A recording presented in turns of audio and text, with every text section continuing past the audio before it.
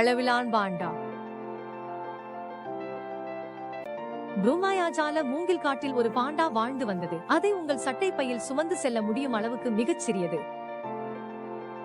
அவன் பெயர் பிப். அவன் ஒரு தேநீர் கோப்பையை விட பெரியவன் அல்ல. மற்ற பாண்டாக்கள் மரங்களில் ஏறி மூங்கிலை சாப்பிட்டன. பிப் மலர் இதழ்களில் மிதந்து குழந்தை தளிர்களை கடித்துக் கொண்டிருந்தது. அவர் ஒரு பெரிய சிவப்பு காளானின் அடியில் ஒரு வால்நட் ஓட்டில் வசித்து வந்தார். பிப் சிறியவராக இருந்தாலும் அவரது இதயம் கருணையால் நிறைந்திருந்தது. தன்னால் மட்டுமே பொருந்தக்கூடிய ஒரு சிறிய சுரங்கப்பாதையில் ஊர்ந்து செல்வதன் மூலம் நீர்நாய்கள் அவற்றின் பளபளப்பான கூழாங்கல்லை கண்டுபிடிக்க உதவினான்.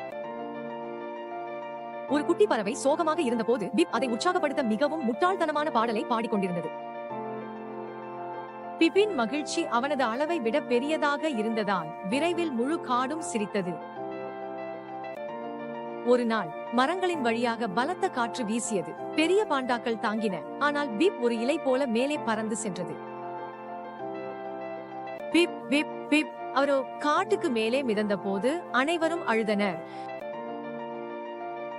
பிப் பயப்படல. அவன் சிரித்தான். அவன் தன் கைகளை அசைத்து ஒரு விதையை போல சுழன்றான். அவர் ஒரு ஆமையின் முதுகில் மெதுவாக இறங்கி ஆற்றில் அமைதியாக மிதந்தார். மறுநாள் காலையில் ஆமை அவனை வீட்டிற்கு அழைத்துச் சென்றது. விலங்குகள் தங்கள் சிறிய ஹீரோவை கட்டிப்பிடிக்க விரைந்தன. ஆனால் பிப்பின் கண்களில் ஒரு தீப்பொறியும் இதயத்தில் ஒரு திட்டமும் இருந்தது. அவன் தன் சின்னஞ்சிறு பாதங்களை அசைத்து, யார் இன்னொரு சாகச பயணம் செய்ய விரும்புகிறார்கள் என்றான். விலங்குகள் ஒன்றையொன்று பார்த்துக் கொண்டன. பின்னர் துள்ளி குதித்து அவனை பின்தொடர தயாரானன. ஒன்றாக அவர்கள் புதிய இடங்களை ஆராய்ந்து தங்கள் சிறிய ஹீரோவுடன் அற்புதமான நினைவுகளை உருவாக்கினர். அதனால் பிப் பிப் தி பிரேவ் என்று அறியப்பட்டார். மிகச்சிறிய பாண்டா, மிகப்பெரிய தைரியத்துடன். கதையின் முடிவு. பிரிச ஒன்றை செய்ய நீங்கள் பெரியவராக இருக்க வேண்டியதில்லை. பார்த்ததுக்கு நன்றி.